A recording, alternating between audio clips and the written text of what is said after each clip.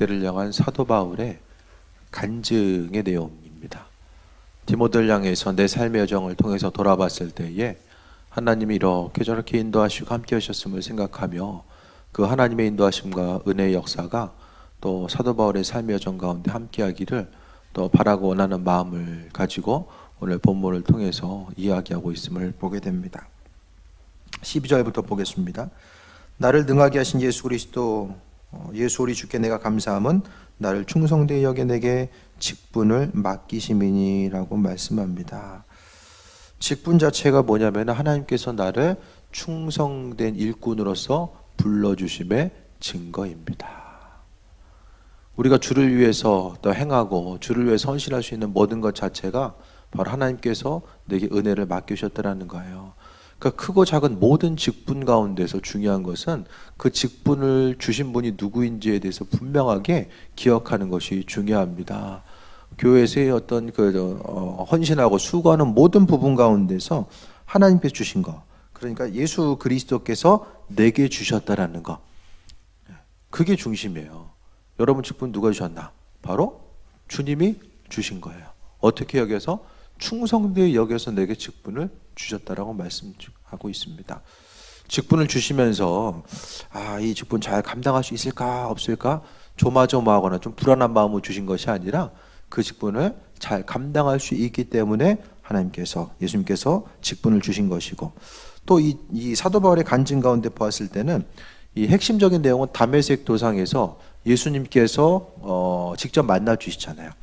예수님께서 바울을 만나 주시고 그것을 통해서 자신의 삶이 변화되었던 이 과거의 일들을 이야기하고 있습니다. 우리가 가장 감사한 일은 우리를 주님께서 불러주신 것. 세상 가운데 거하는 수많은 사람들이 있으되 그 가운데서 우리를 하나님께서 신앙인으로서 불러주셨다는 것이 가장 은혜와 감사의 요소가 될 수밖에 없음에 대해서 말씀드립니다. 올 한 해 감사함의 모습이 무엇이 있으십니까? 감사한 내용. 중요한 건 우리는 여전히 주님께 붙어 있다라는 거예요. 주님께 붙어 있다라는 거. 작년뿐만 아니라 올해도 여전히 주님 앞에 붙어 있다라는 것이 가장 큰 은혜고, 또 부족한 우리들임에도 불구하고 하나님께서 그분의 일을 감당할 수 있도록 우리에게 직분 자체를 맡겨 주셨다라는 거. 바울 사도는 예수 믿는 사람들을 박해하던 위치에서 하나님께서 사명을 맡겨주신 것에 대해서 감사함이 컸어요. 그러니까 자신의 죄의 무게에 대해서 생각하면 생각할수록 자신을 또 하나님께서 은혜 가운데 부르시고 함께 하신 것에 대해서 감사와 또 소망함이 넘치게 되었던 것을 보게 됩니다. 그러니까 하나님께서 우리의 삶을 통해서 함께 하시는데 감사의 중심 자체는 나 같은 죄인까지라도 하나님께서 불러주셔서 직분을 맡겨주시고 함께 하신 것. 세상을 살아가는 것이 어떻습니까? 편안하십니까? 아니면 힘드십니까? 편안할 때도 있고 힘들 때도 있지만 힘들어도 그래도 우리가 여전히 그 자리를 버티고 하루하루를 살아갈 수 있다는 것 자체가 또 하나님의 은혜라는 거예요. 감당하기 어려운 일도 있었을 것이고 또 그 가운데서 고난의 모습들도 분명히 있었을 텐데, 하지만 하나님께서 은혜를 베풀어 주셔서 우리가 올 한 해 넘어지지 아니하고 여기까지 달려올 수 있고, 또 옛날에는 한 10번 넘어졌는데 이제는 두세 번만 넘어져. 그것도 참 감사한 거죠. 또 앞으로 주님께서 이끄시고 인도하심에 대해서 생각하면서 항상 견고함으로 나아갈 수 있는 그 부분에 대해서 말씀드립니다. 13절에 보면 내가 전에는 비방자고 박해자고 폭행자였다. 한마디로 뭐예요? 나쁜 놈이었다. 한마디로 나쁜 놈이었다는 거예요. 그러니까 자신의 삶을 이제 돌아본 거예요. 내가 옛날에 어떤 일을 했었지? 그 스데반 집사 죽을 때도 바울이 옆에 있었잖아요. 사울이 옆에 있었어요. 스데반 집사 죽을 때. 근데 그 모습 보면서 자신도 나중에 예수님 때문에 순교하리라고는 절대 꿈에도 생각하지 못했을 거예요. 그 순간 아주 투명한 사람, 스데반이라는 순교자가 있었고 나중에 순교하는 이 사울이라고 했던 청년 한 사람이 또 그 자리를 지키게 됩니다. 사울은 그 당시에는 몰랐지만 나중에 회장이 봤을 거예요. 그러니까 스데반 집사를 죽였던 그 위치에 있었던 그 사실, 그 광경을 목격했던 자기 자신에 대해 생각했을 때에 너무나도 좀 부끄러운 모습도 있었을 것이고, 한편으로는 복음 전파의 사명을 감당하면서 순교라는 거, 예수님 때문에 죽음에 이를 수도 있다라는 그 사실에 대해서 한번 봤잖아요. 봤기 때문에 순교자의 삶이 무엇인지를 아마 뼛속 깊이 깨달아 알미 분명하게 있었을 것입니다. 그러니까 이전에 그 스데반 집사는 일부분이고, 또 성경에 드러나지 않은 수많은 박해의 모습이 분명하게 있었을 것입니다. 그 박해에 어떻게 생각하면 중심에 있었을 그 바울 자신의, 사울의 삶, 또 이제 바울로 되지만은 바울의 삶을 돌아봤을 때에 자신이 예전엔 누구였냐, 그것은 비방자고 박해자고 폭행자였다라고 분명하게 말씀하고 있습니다. 그러니까 그것을 통해서 긍휼을 입었다라고 이야기하는데, 긍휼을 입었다라는 것은 하나님의 은혜라는 것을 이야기해요. 그러니까 복음 전파의 사명을 감당할 수 있었던 것이 자신의 어떤 그 믿음의 선택도 아니고, 어떤 다른 스스로부터 그 기인된 어떤 결과가 아니라 오직 하나님의 은혜 때문에 복음 전파의 사명을 감당할 수 있었던 거예요. 바울의 삶이나 우리나 똑같이 고난과 아픔이 있고, 또 한 자리에 좀 안주하고 싶고, 또 모험이나 또 새로운 어떤 환경에 대해서 적응하는 것이 또 힘든 부분이 분명하게 있었을 거예요. 하지만 그 가운데서도 어려움의 모습이 있었지만은 그가 이제 주께 충성된 일꾼으로 나갈 수 있었던 것은 긍휼을 입었다라고 이야기합니다. 하나님의 은혜. 내가 전에는 죄된 자의 모습이 있었지만은 이제는 하나님의 은혜가 있는 거. 그러니까 좀 더 자세히 말씀드리면은, 원래는 자신이 하나님의 진노의 대상이 되어야 되는데 진노 대신에 긍휼이 임하게 됐다라는 사실을 말씀하고 있어요. 올 한 해 되돌아봤을 때 주님 보시기에 조금 이거 하지 말았어야 되는데 한 행동들이 있잖아요. 우리가 잘못한 것에 대해서 죄값 치를 게 많을까, 아니면 잘한 것에 대해서 칭찬받을 게 많을까요? 그건 뭐 각자의 몫이겠죠.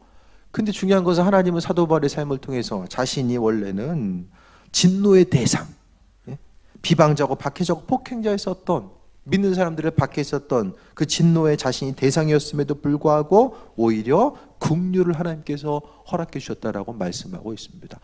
여러분이 예수 믿고 구원받을 수 있는 것은 어떤 특별한 뭔가가 있어서가 아니라, 주님께 어떻게 잘 보여가지고 그게 아니라 하나님의 절대적인 은혜와 긍휼이라는 거죠. 값없는 하나님의 은혜. 믿지 않는 사람들이 있는데 믿는 자로서 나를 불러주심 자체가 바로 하나님의 전적인 은혜라는 거예요. 그럼 누군 믿어지고 누군 못 믿어지고 뭐냐? 하나님의 주권이거든요. 그건 우리가 어떻게 이해할 수가 없어요.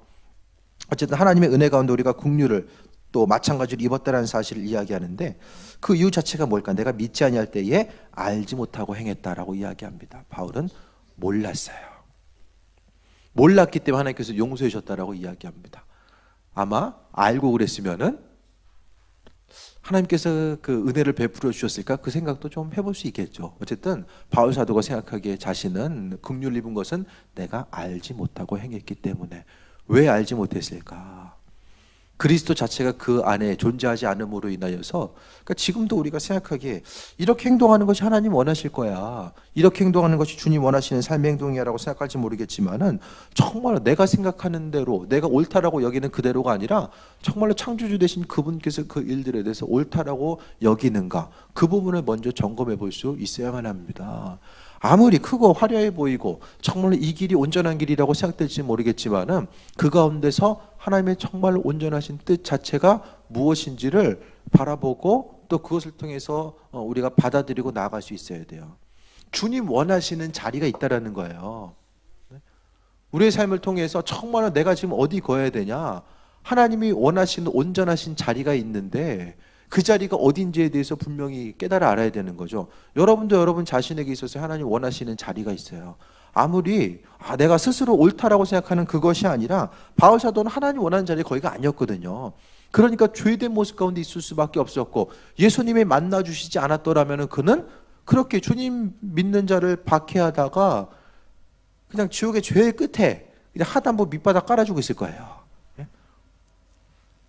고난의 모습 가운데서 박해자의 모습, 긍휼을 입을 수 없는 그였지만 그래도 하나님을 향한 믿음이 열심히 있다라는 그것에 대해서 하나님께서 그래도 인정하시고 그를 건져주신 거, 마음의 중심을 하나님께서 보셨다라는 거예요.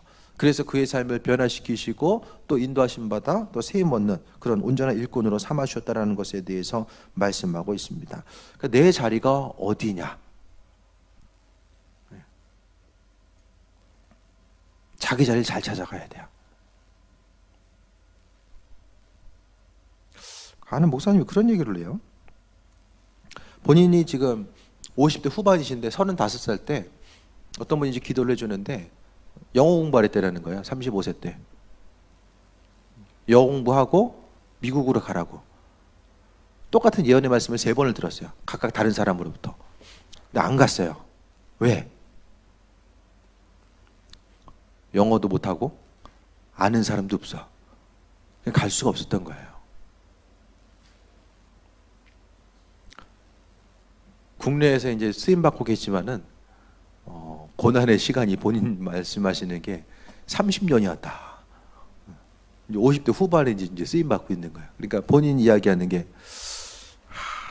미리 말씀이 주어졌을 때에 미국이란 그 자리를 통하여서 내가 있어야 될 곳이 혹시 거기가 아니었을까? 거기 갔으면은 뭔가 좀 달라짐이 있지 않았을까? 그 얘기를 하는 거예요. 왜냐하면은 한 사람이 아니라 이제 3명을 통해서 이제 확증받는 기회가 있었던 거죠. 인생을 통하여서. 근데 우리도 마찬가지잖아요. 아니 영어라도 잘하면 그냥 가요. 일가칠적 한 사람이라도 있으면 가겠어요. 근데 아무것도 없는데 가라고 하면은 힘들겠죠. 가족들이 다 있는데.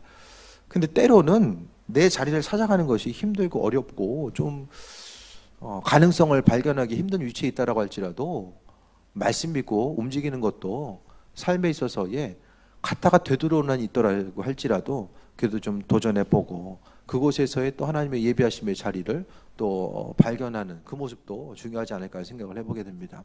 우리의 삶의 자리, 주님의 부르심의 자리, 내 인간적인 열심과 노력이 아니라 하나님께서 정말 원하시는 데 부르심의 자리가 어딘지를 알고 그곳에서 순종하고 충성된 일꾼으로 있을 때에 더 빛을 발할 수 있다는 것에 대해서 말씀드립니다. 14절 봅니다. 우리 주의 은혜가 그리스도 예수 안에 있는 믿음과 사랑과 함께 넘치도록 풍성하였도다라고 이야기합니다. 주의 은혜가 예수 안에서 우리 삶 가운데 풍성한 거, 그러니까 우리에게 있어서의 모든 복되고 선하고 잘되고 의롭고 선하고 이 모든 것들은 바로 예수님을 통해서만이 우리의 삶 가운데 주어진다는 거예요. 그러니까 주님의 이름과 관계없이 내 삶에 있어서 어떤 풍성함을 기대한다면 그건 다 그냥 지나가는 거예요. 일순간에 다 지나갈 수밖에 없다라는 거예요. 하나님의 인도하심을 통해서 나아가는 우리의 삶을 돌아볼 수 있게 되길 바랍니다. 그것이 예수 그리스도 그분과 어떤 연결성을 가지고 있냐. 사도 바울이 생각했을 때 이 모든 은혜가 예수 그리스도를 통해서 자신의 삶 가운데 함께했음에 대해서 생각했을 때에 예수님이 누구신가? 바로 은혜 가운데 자신에게 모든 선한 것으로서 모든 사역을 감당하고 또 세워먹고 나아갈 수 있도록 해주신 그 원천 자체가 바로 예수님이었다는 거예요. 그러니까 복된 삶, 세상에서의 복된 삶을 살길 원하는 그 가장 지혜로운 방법은 바로 주님과의 관계성이에요. 내 삶을 통해서 어떻게 하면 주님을 높이는가? 기도할 때도 하나님 이거 해주세요 저거 해주세요 보다 내가 주님의 이름 높이기 원합니다. 세상에서 가장 존귀한 이름이 바로 주님의 이름입니다. 주님을 높여드리는 기도의 모습이 있을 때에 내 삶의 여정 가운데 또 기도의 순간을 통해서 풍성하게 깊은 곳까지 임하시는 그분의 은혜를 경험할 수 있다는 것에 대해서 말씀드립니다. 15절 봅니다. 미쁘다 모든 사람이 받을 만한 이 말이여 그리스도 예수께서 죄인을 구원하시려고 세상에 임하셨다 했도다. 죄인 중에 내가 괴순이라라고 이야기합니다. 예수님께서 죄인 구원하시려고 이 땅에 임하셨다라고 이야기합니다. 그러니까 주님의 은혜가 필요한 것은 누구예요? 죄인 된 사람. 고개 들어보세요. 스스로 의인이라고 생각하는 사람은 여기 있을 필요가 없어요. 교회는 다 죄인들이 모인대요.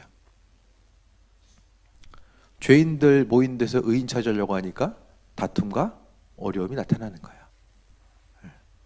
의인은 여기 없어요. 의인이 여기 왜 있어요? 죄인만 있어야지. 왜? 예수님께서 죄인들을 부르러 오셨다고 말씀하셨잖아요. 그러니까 서로를 바라봄에 있어서 어떤 관계에 있어서 어려움이 있을 때 저 사람 죄인이지. 나도 죄인이야. 죄인끼리 만나다 보면은 어려움이 있을 수밖에 없는 거예요. 바울 사도가 생각했을 때에 예수께서 죄인을 구원하시려고 이 땅에 임하셨다라고 합니다. 그러니까 세상 가운데 존재하는 많은 사람들, 예수님을 모르는 사람들, 그것으로 인해서 죄가 죄인지도 모르고 방황하는 그들을 향하여서 주님의 사랑을 베푸는 것이 바로 전도이고, 또 그분의 은혜를 나타내는 것이 우리의 삶에 있어서의 사명이 된다는 것을 말씀하고 있습니다. 죄인 중에 내가 괴수는 바로 디모데 전서 후서는 바울 서신의 가장 마지막 부분이라고 이야기합니다. 그러니까 저희도 말씀드렸지만은 평생을 주를 위해 헌신했잖아요. 예? 힘들고 어렵고, 고린도서를 보면은, 고린도서 후반부에 보면은 사도 바울이 얼마나 큰 예수님 때문에 고난의 모습을 당했는지를 말씀하고 있어요. 그 고난의 모습 가운데 있을 때에 하나님의 은혜 가운데 그 인도하심 받아 나아가기 위해서 그가 순간순간 고난과 어려움의 모습은 있었지만은 그래도 자기 자신을, 그러니까 믿음이 깊어지면 깊어질수록 내가 누구인지가 깨달아 알게 되는 거예요. 전에는 나쁜 짓 안 하면 의인인 줄 알았어요. 근데 하나님 말씀에 내 안에 비춰보니까 말씀대로 살지 못하고 그분의 사랑대로 실천하고 적용하고 살아가지 못하는 내 자신이 죄된 모습이라는 것에 대해서 조금씩 더 발견하다 보니까 스스로가 누구인지를 더 깨달아 알게 되는 것. 그래서 내가 괴수라는 것은 현재형이에요. 옛날에 죄수였다가 아니라 지금 내가 괴수다라고 이야기하는 거예요. 최우선순위로 두는 죄인 중에 최고로 이제 나쁜 놈이 나다. 그것을 오늘 본문을 통해서 다시 한번 이야기하고 있습니다. 16절 봅니다. 그러나 내가 긍휼을 입은 까닭은 예수 그리스도께서 내게 먼저 일체 오래 참음을 보이사. 우리는 예수님이 참아주셔서 다 여기 있는 거예요. 내가 예수님을 선택하고 있는 것이 아니라 주님이 참아주셔서 여기 있다는 거예요. 바울 사도를 향해서 오래 참으셨던 그 주님의 사랑이 나 자신에게도 오래 참으심을 통해서 지금도 나타나고 있다는 사실에 대해서 이야기합니다. 그것을 잘 기억하셔야 돼요. 주님께서 내가 지금 참고 계신가 아닌가를 생각해 보셔야 돼요. 오래 참이 있었기 때문에 우리의 삶의 여정 가운데 내 실수와 그런 고난과 어려움의 모습 가운데 하나님께서 은혜를 베풀어 주셨기 때문에 이 자리에 모일 수 있고, 그분의 오래 참음을 통해서 여기 있을 수 있다는 사실을 또 말씀하고 있습니다. 오래 참으사 후에 주를 믿어 영생 얻는 자들에게 본이 되게 하려 하십니다. 이게 뭐냐면은, 잘 봐봐. 바울 같은 사람도 하나님께서 구원하셨어. 그런 사람들 있잖아요. 난 죄가 많아가지고 교회 못 가. 그런 사람들 있잖아요. 예를 들어서. 그러니까 바울과 같은 죄인. 그러니까 그 당시에 있는 사람들은 바울이 어떤 일을 했는지를 다 알았을 거예요. 가는 데마다. 그 바울도 예수님께서 사랑하셔서 구원하시고 사용하셨대. 이 사실 자체가 그 박해했던 사람이 바울뿐만 아니었을 거예요. 그죠? 유대인들 중에서 예수 믿는 사람들을 박해했던 무리들이 정말로 많이 있었을 거예요. 그들로 하여금 주님께로 돌아오게끔 하기 위해서 바울 자신이 가지고 있었던 부끄러운 고백을 하는 것입니다. 나 같은 죄인을 구원하시기 위해서 하나님께서 이같이 일하시고 함께 하셨음에 대해서 오래 참으시고 용서하시고 은혜로 베풀어 주셨음에 대해서 오늘 본문을 통해서 말씀하고 있습니다. 중요한 것은 오래 참는 것. 가장 큰 은혜는 하나님이 우리를 향하신 오래 참음의 은혜예요. 오래 참음의 은혜. 제이야, 너 내일 죽으면 천국 갈래? 죽어도 돼? 참 이상하죠, 다들. 천국은 좋다고 하는데 갈래 하면은 선뜻 저 가고 싶어 하려고 대답하는 사람 별로 없어요. 왠지 좀 미련들이 다 남아 있어요. 왜 그럴까?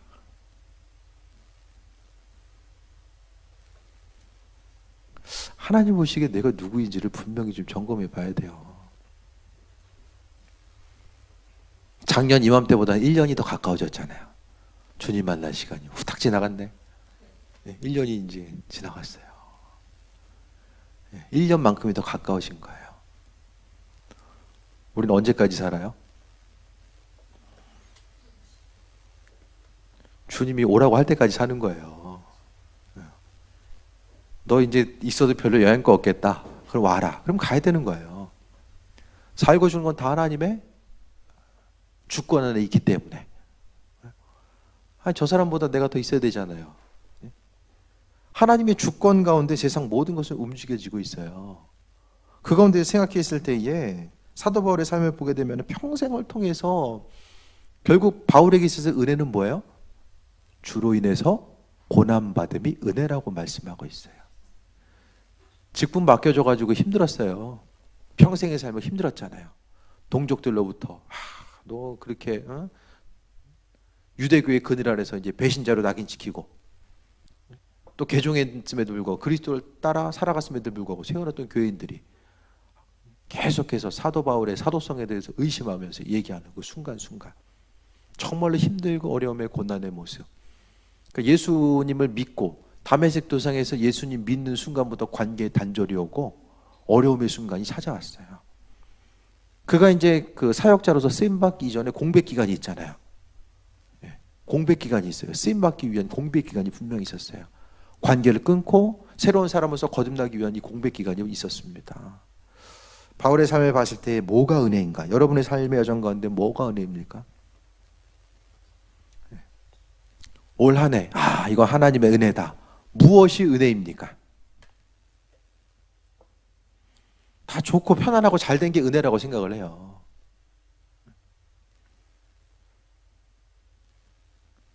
일도 좀 잘 되고 몸도 건강하고 뭐 자녀들도 잘 되고 다 잘 되는 게 은혜라고 생각하죠.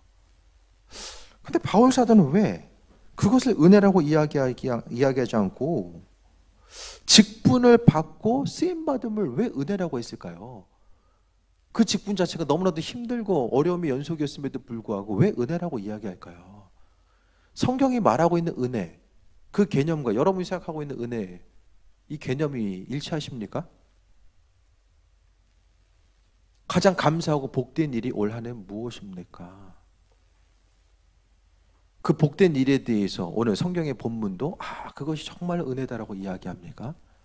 그걸 생각해 볼 수 있게 되길 바랍니다.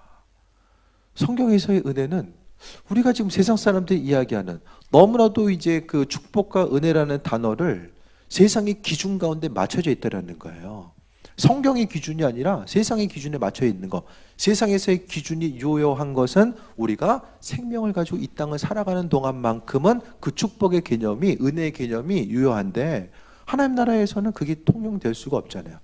성경에서의 모든 은혜에 대해 생각했을 때에 주님의 제자들이 다 하나 둘씩 순교하는 과정들 가운데서 다 그들은 그 자신들, 그러니까 순교하는 것 자체가 은혜임에 대해서 이야기했을 때에 정말 올 한 해 우리가 감사합니다, 주님의 은혜입니다로 이야기할 수 있는 부분이 무엇이 있을까? 그것에 대해서 점검해 볼 수 있게 되길 바랍니다. 17절에 영원하신 왕 곧 썩지 아니하고 보이지 아니하고 홀로 하나이신 하나님께 존귀와 영광 영원토록 무궁하도록 있을지어다. 하나님께 영광 돌리는 것으로서 오늘 17절은 이야기합니다. 그러니까 우리의 삶의 핵심 자체는 하나님께 영광 돌리는 것. 바울 사도도 그 직분을 통하여서 하나님께 영광을 돌릴 수 있다는 것 자체가 그에게 있어서의 은혜였습니다. 그러니까 참된 은혜는 하나님의 영광 돌릴 수 있는 것, 내 삶을 통해서 하나님의 이름이 높여지고 또 나를 통해서 그분의 이름이 세상에 드러날 수 있는 그 부분 자체가 바로 믿는 사람들에게 있어서는 가장 큰 은혜의 요소가 된다는 것을 말씀드립니다. 다 세상 사람들이 이야기하는 이 복의 개념을 삶의 여정 가운데 대입해 놓고 이게 되면 은혜고 복이고 이게 안 되면은 하나님 나한테 왜 그러지? 그걸 좀 점검해 볼 수 있게 되길 바랍니다. 물론 구약에는 물질적인 축복이라든지 자녀의 복이나 건강의 복이 그걸 이야기하고 있어요. 그것도 물론 복으로서 이야기하지만은 주님 오신 이후에 이 예수님 오시고 나서 다시 오실 때까지가 성경 시대 가운데서 지금도 마찬가지로 이거 말세라고 하거든요. 지금은 우리가 말세를 살고 있어요. 이 말세를 살아가고 있는 우리들에게 있어서 참된 축복은 뭐냐? 썩어 없어질 것들을 중심에 두고 쌓아가 놓는 게 그게 축복이 아니라 하나님께 조금 더 내 삶을 통해서 영광 돌릴 수 있는 것 자체가 바로 이 말세를 살아가고 있는 우리들에게 있어서의 축복이라는 사실에 대해서 그것이 바로 은혜라는 것을 말씀드립니다. 그래서 죄인된 자신, 우리나 바울 사도나 똑같이 죄졌어요. 죄된 모습은 마찬가지입니다. 그런데 우리에게 있어서 하나님께서 바울 사도에게 마찬가지로 우리를 긍휼하게 여겨주셔서 직분을 맡겨주신 것, 결국 교회에서의 직분 자체는 사도 바울이 얘기했던 것처럼 복음 전파, 교회에서의 직분 자체도 결국에 마지막은 복음 전파입니다. 교회에서의 양육과 친교, 교육이 모든 것들이 다 결국에는 복음 전파와 연결돼서 움직일 수밖에 없다는 거예요. 그러니까 여러분에게 있어서 은혜가 무엇인가? 내년 한 해 어떤 은혜에 대해서 소망하는 마음이 있으십니까?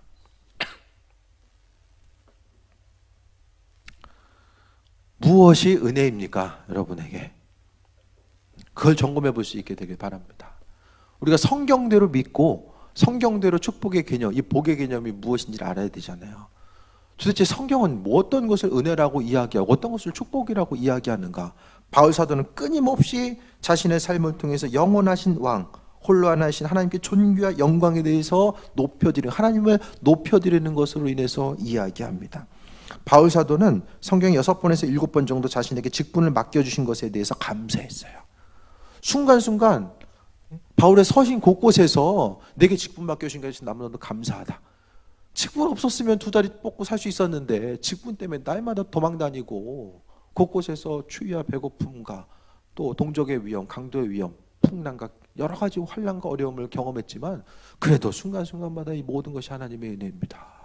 예수님 만나주셔서 감사합니다. 주님 때문에 내가 이와 같이 부족하지만은 주님의 일에 존귀하게 쓰임받을 수 있었습니다. 이렇게 믿음으로 고백하면서 하루하루를 살아갈 수 있었다는 거예요. 그럼 여러분은 주님 감사합니다. 뭐 때문에? 그 어떤 것 때문에 주님 감사합니다라고 얘기했을 때 그 어떤 것들이 여러분에게 무엇입니까? 생명 주셔서? 눈만 뜨고 사는 게 전부가 아니잖아요. 신앙인들에게 있어서. 그냥 단순히 살아가는 게 그게 다면 천국 빨리 가야죠. 여전히 우리가 하루하루 이 땅에 살아간 이유는 분명하게 목적이 있다는 거죠.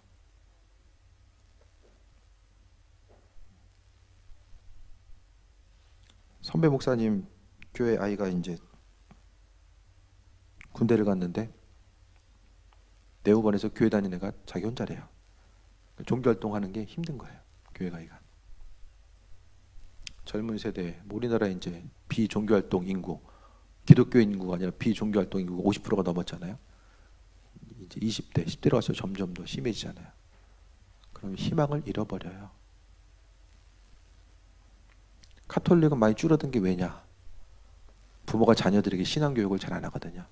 매이는 게 싫고 적정선에서 신앙생활 하다 보니까 신앙교육을 전수를 안 해줘요. 그래도 믿는 우리들은 핵심적인 요소는 가르치잖아요. 이건 해야 돼. 그러니까 마음속에 그래도 어느 정도의 조금의 신앙 훈련은 되니까 믿음의 정체성을 좀 가지고 살아가는 거죠.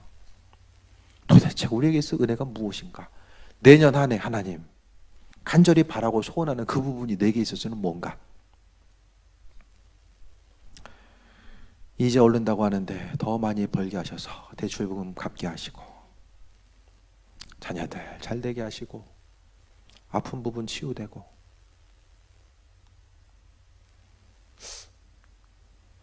그게 하나님의 영광과 연결이 되면 괜찮아요. 근데 하나님의 영광 돌리는 것과 아무 상관이 없어. 그러면은 그게 바로 기복신앙이에요. 복을 구하는 거. 점집 가서 물어보는 것도 어떻게 하면 더 많이 들어올까요? 어떻게 하면 더 잘 될까요? 그 불상 앞에 비는 사람들도 전혀 다른 얘기 할까요? 불상 앞에서 비는 거하고 여러분이 기도하는 거하고 제목이 좀 달라야 되지 않을까요? 우리는? 어떻게 달라야 될까요? 그것이 바로 하나님의 영광입니다. 바울 사도가 그랬던 것처럼 직분 자체가 힘들었어요. 힘들지만은 그래도 직분 때문에 원망불평한 부분은 없어요. 부족하지만 맡겨주셨다. 그것은 죄된 나를 불러주셨다라고 하는 하나님의 은혜가 너무 큰 거죠. 현대인에게 있어서의 신앙적인 그 여러 가지 문제와 모순은 나 자신이 누구인지를 모르기 때문에, 그것을 상실하며 살아가기 때문에 법률적으로 도덕적으로 죄를 안 지니까 내가 죄인이라고 생각하지 않습니다. 내 상태가 누구인지 모르고, 상태가 누구인지 모르니까 예수님이 거기에 필요 없어요. 그러니까 하나님의 영광과도 전혀 상관없는 삶을 살 수밖에 없다라는 거예요. 오늘 본문 말씀을 통해서 사도 바울은 은혜에 대해서 감사하며 나아갔습니다.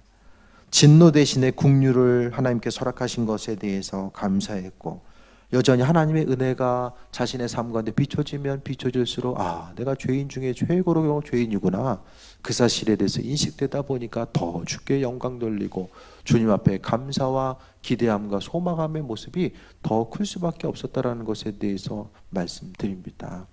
직분 감당하는 이들을 향해서 하나님께서는 그분의 뜻을 이루시고 또 작은 일에 충성하는 이들에게 더 큰 것으로 맡겨주시고 함께 하신다는 거예요.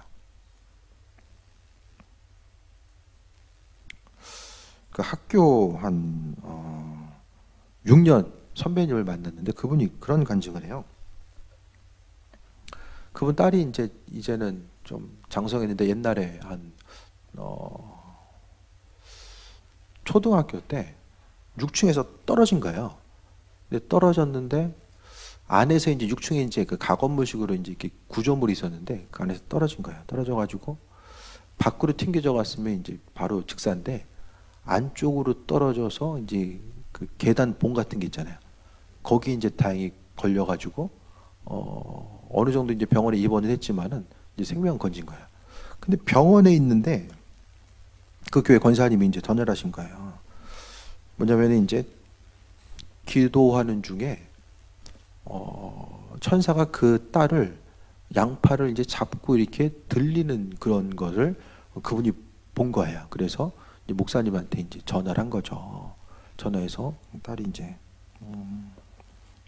무슨 일 없냐 물어본 거야. 그러니까 목사님 간증하는 게 그때 하나님 살려주시지 않았으면 밖으로 튕겨져 나갔을 것이다. 그 가운데서 그 간증을 하더라고요. 그러니까 목회가 좀 힘들고 어렵지만은 하나님께서 그 순간순간 보호하시고 함께하심을 경험하다 보니까 삶에 있어서 이제 그 이런 믿음의 간증들이 있잖아요.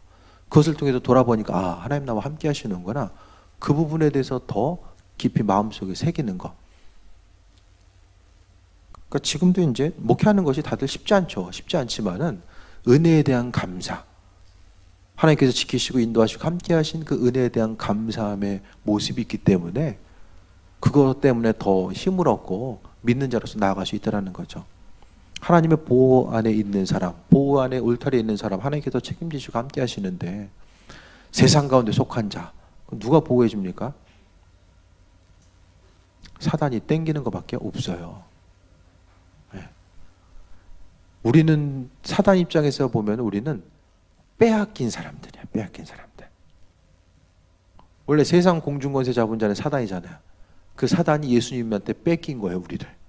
사단 입장에서 보면. 그러니까 뺏긴 우리들을 다시 찾아가기 위해서 온갖 여러 가지 것들로 사람들을 유혹하고 또 빼앗는 거죠. 한 가지만 더 말씀드리면은 사단이 이제 원래는 루시엘이죠. 루시엘. 네. 하늘에 찬양을 했었던 성가대를 담당했었어요. 근데 배신하면서 3분의 1을 데리고 나오잖아요. 천사들의. 그럼 세상에서는 뭐 하는 거예요? 그 찬양을 사람들로 하여금 하지 못하게 하고 또 세상 것들로 하여금 계속해서 마음과 생각을 빼앗고 세상 문화를 통하여서 사람들을 계속해서 사단의 영향력 가운데 끌어오기 위해서 힘쓰는 게 이 사단의 역할이죠. 그러니까 사단은 문화 전문가예요. 왜? 찬양을 담당했었던 것이 바로 사단. 루시엘이 루시퍼가 되잖아요. 받은 은혜에 대해서 감사함의 모습이 회복될 수 있게 되길 바라고 또 그것을 통해서 하나님의 뜻과 인도하심 가운데 나아가는 것. 그러니까 우리가 믿는 자로서 옳다라고 여긴 것, 또 믿는 자로서의 축복이 무엇인지를 좀 깨달아 알고 세상을 향해서 분별력을 갖는 것이 너무나도 중요하다는 거예요. 잠시 잠깐 세상적인 가치와 기준에 의해서 잘 되는 거 보니까 이거 잘 되나 보다. 또 좀 어려우면 어렵나 보다. 그것 때문에 흔들리는 삶이 아니라 조금 더 넓은 거, 나 자신이 세상에 속한 자가 아니라 하나님 나라에 속한 자로서 이 세상을 살아감의 그 뜻이 무엇일까? 하나님께서 나 자신을 이 험한 세상 가운데 아직까지 남겨두신 이유가 뭘까? 그것은 여전히 하나님은 우리 입술의 고백을 통해서 삶의 행동을 통해서 그분께서 영광받기를 원하신다라는 거예요. 그래서 주변 누군가의 관계성을 통해서도 하나님 높일 수 있는, 어떻게 하면 그분의 이름을 높일 수 있을까를 생각하고 또 내가 하루하루를 살면서 여러 가지 세상 것에 중심 두기보다는 또 그분의 예비하심이 무엇인지를 돌아보고 또 세워보고자 하는 마음이 중심이 날마다 더해져야 된다는 사실을 말씀드립니다. 항상 하나님의 뜻과 인도하심이 우리 심령 가운데 가득하게 되길 바라고 오늘 그 13절의 내용처럼 도리어 긍휼을 입은 것은 내가 믿지 아니할 때에 알지 못하고 행하였습니다. 우리 주의 은혜가 그리스도 예수 안에 있는 믿음과 사랑과 함께 넘치도록 풍성하였도다라고 이야기합니다. 결국에 바울 사도가 그 모든 것들을 감당할 수 있었던 것은 하나님의 은혜가 자신의 삶 가운데 하나님의 사랑, 그리스도의 사랑을 통해서 자신의 삶 가운데 풍성하게 존재했기 때문에 곳곳마다 복음을 전할 수 있었고 또 넘치는 하나님의 사랑을 통해서 나눔과 또 헌신의 삶을 살아갈 수 있었음을 보게 됩니다.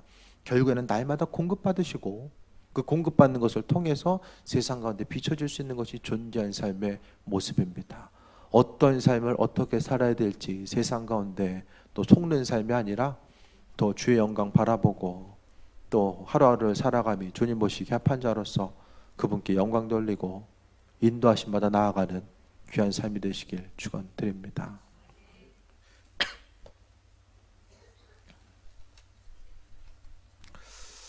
이 시간 찬양하고 기도할 텐데요.